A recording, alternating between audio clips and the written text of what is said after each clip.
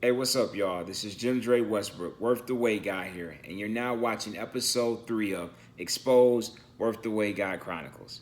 I want to just thank everybody that's been able to tune in and watch these videos for the last 2 weeks. Hey, you don't have to do anything that I ever talk about, support any of this, but I really, really appreciate all the love and support that I've been getting through DM and through email. So because you guys are showing me some love, I wanted to show you some love back. So I appreciate that.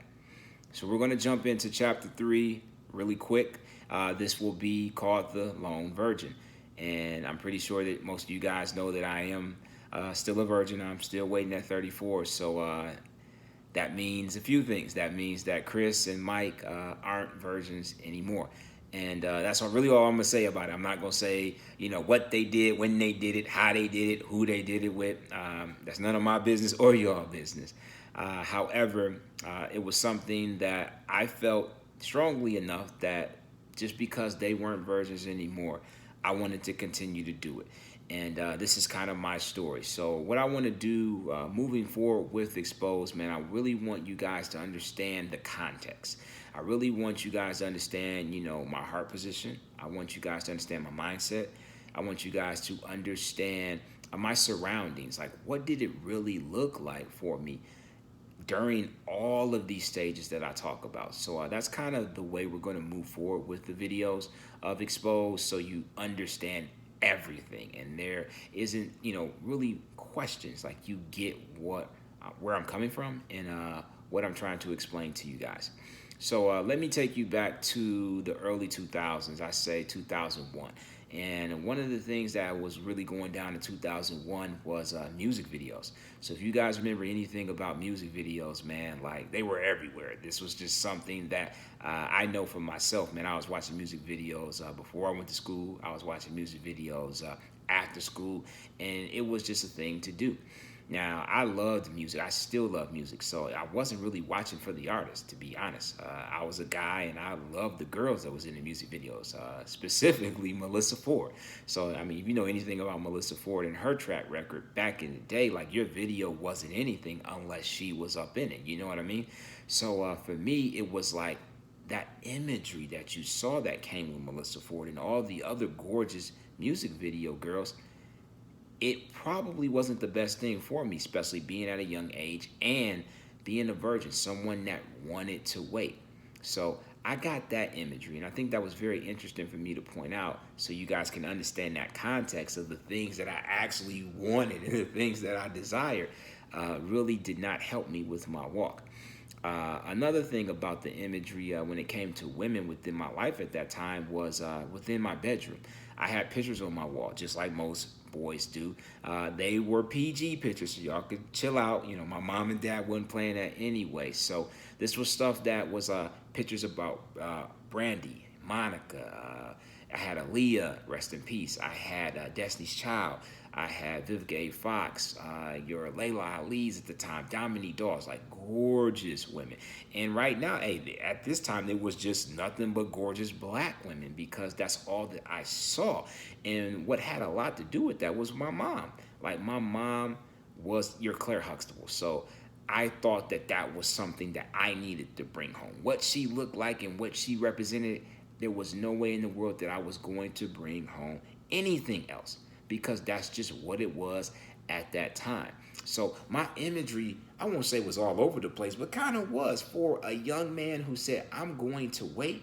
I was getting hit left and right with a lot of things that I was bringing onto myself internally and the things that I was fed from day one. You understand? Another thing that's important for you to realize is that I was dealing with real life. So when it comes to real life, you go to school, and I was getting hit with opportunities of actually having sex, So it wasn't that I was the kid that was being homeschooled and was whack and lamed and didn't, see girls on a daily basis. That wasn't it. I saw them every single day. And at this time, got approached for the first time to say, hey, what's good? What's cracking? I want to have sex with you.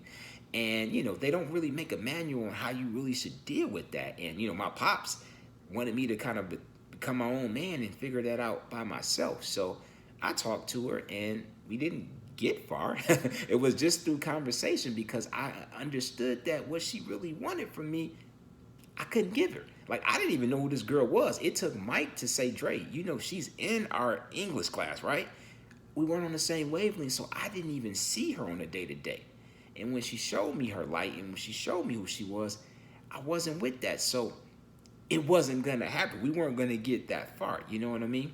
So I just kind of wanted to paint that picture on the imagery and, that situation that I was kind of building myself and the one that I had to fight on a day-to-day basis. Because she wasn't the only one. She was the first one that I think is very interesting that I wanted to protect myself and wait. But the big takeaway I wanted to give you guys before we ended this video was who you listen to. Be careful who you listen to and what they're really talking about. And does that align with the stuff that God wants for you in your life? Because I remember back in the day, me and Mike went to the same church and we listened to a young pastor. He was a visiting pastor and he had a message for us because he heard that we were young brothers that were doing our thing in the city and wanted to wait. His message to us was, hey, man, if you ever get thirsty, if you ever fighting that temptation and you want to drink the entire bottle of water, don't drink it. Take a sip. You'll be fine. Just take a sip. This man told us that inside the church. And you know what was even crazier? We believed him. We thought that that was the greatest advice on earth because he almost created a cheat code for us where we couldn't have sex, but maybe if we touched a little or we did this or we did that, like, we'd be cool. And now knowing what I know, that was the worst thing he could have told us because trust me, if you guys continue to rock with me with Exposed, you'll see this come bite me in the you-know-what because I did that. And I drank a little bit and drank a little bit and drank a little bit until I got too far. And before you know it, most of that bottle was gone. You know what I mean? And that's not how you live your life. So my takeaway to you guys without getting too preachy is understand who you're listening to and the type of advice that you're taking in. Everybody shouldn't be giving advice, and you shouldn't take advice to everybody because if it gets you further away from the purpose that God intended you to be here on this earth, it's not good. Yeah, you're going to go through some sacrifice. You're going to go through some suffering, but you can be smart too. You can not listen to something that just don't make any sense. Like that made no sense. But being young and being impressionable on someone who looks like you and is kind of talking that talk, you know what I mean? We listen. But my message to you guys is don't listen if it has nothing to do with your purpose. If it's going to knock you that way when you should be going that way, run. Run from it as far as you can because you need to be running towards your purpose, towards the thing that God has for you, and that's how you should live your life. So that's all I got for you guys on today, man.